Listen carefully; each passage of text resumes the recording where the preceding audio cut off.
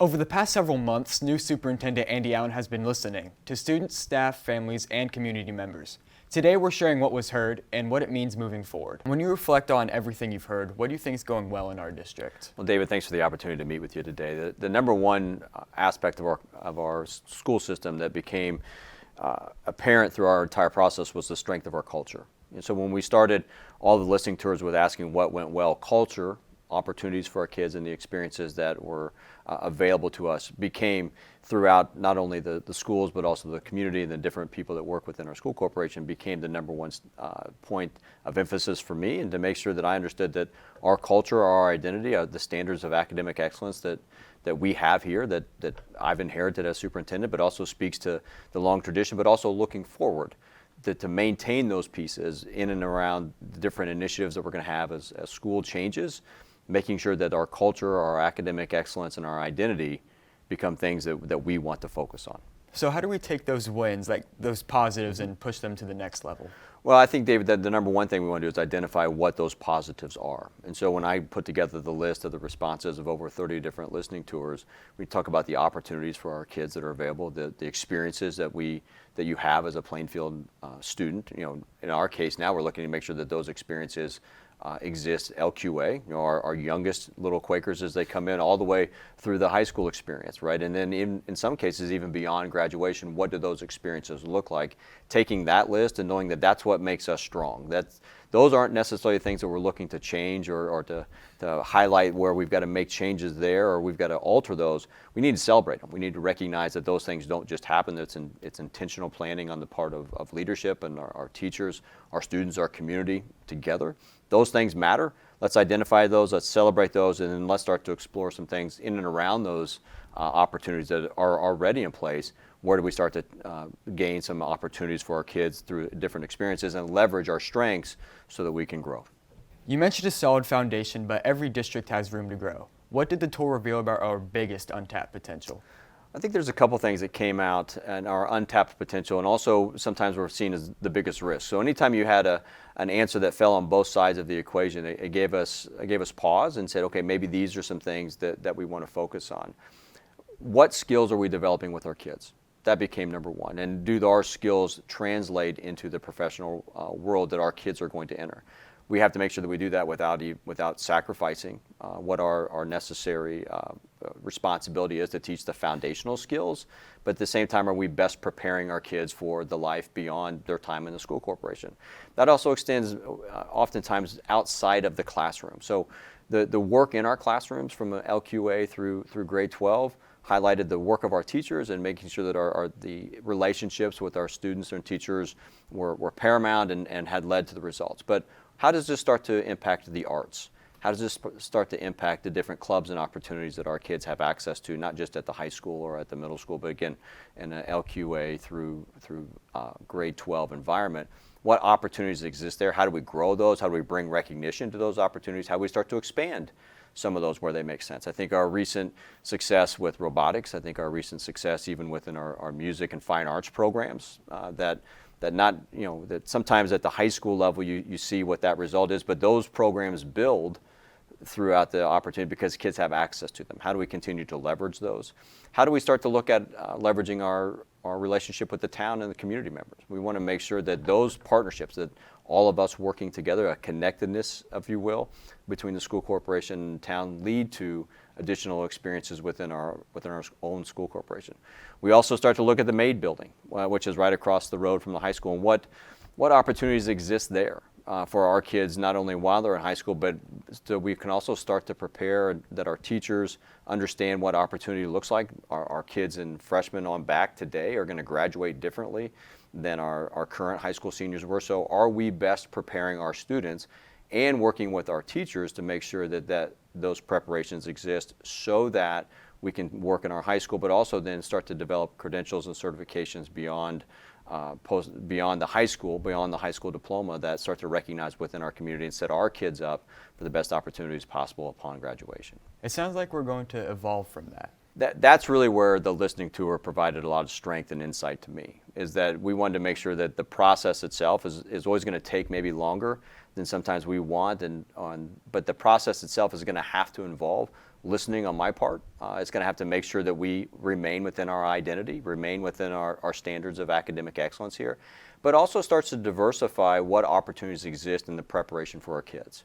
And not just saying that a four-year college degree is the only route to academic excellence, but rather what opportunities exist post-high school that we can start to give our kids exposure to teach our kids. These all opportunities exist here. And here's different routes, what that looks like just throughout the whole K-12 system that we have here in Plainfield.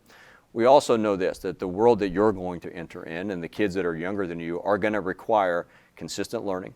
It's going to require consistent action on your part as you start to develop the skills, and you're going to require a different set of skills maybe than at times somebody who's entered in the workforce 20 years ago.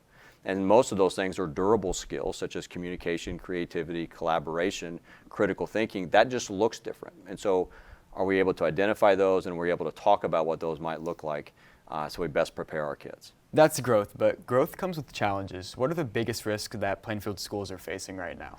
I think anytime, David, that you begin to evolve as a community, what challenges exist inside our classrooms? What do our classrooms look like today compared to maybe what a school experience might look like for me or even longer in the past? And I think that's always a fair question to ask whatever community that you're in. You know, as we have different specialized populations and different opportunities, do your resources match, do your strategies match what our classrooms look like today? I don't think there's any secret that student wellness matters, our adult wellness matters, making sure that not only are we teaching our kids the proper instructional strategies and standards, but also are we taking care of our people? Are we meeting the needs of our individuals? That this profession and the work that we do in our classrooms is difficult. That's not just for teachers, that's all the people that come to work within Plainfield Schools. Are we best taking care of the people that come on our campuses every day? And if that requires a different allocation of resources or different strategies, then that's a challenge that we have to address. And it came through in some of our different conversations of how do we best maybe meet the needs of not only just our students, but also our staff that come on campus each day.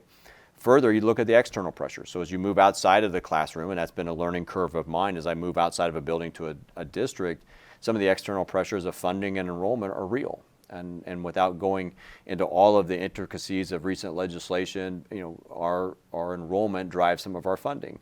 Some of the way that our funding mechanisms are set up are going to change a little bit, or are looking differently, and those are all from external pressures that we see from the funding sources. But making sure with that we work with the funding that we have, and that we do it the right way.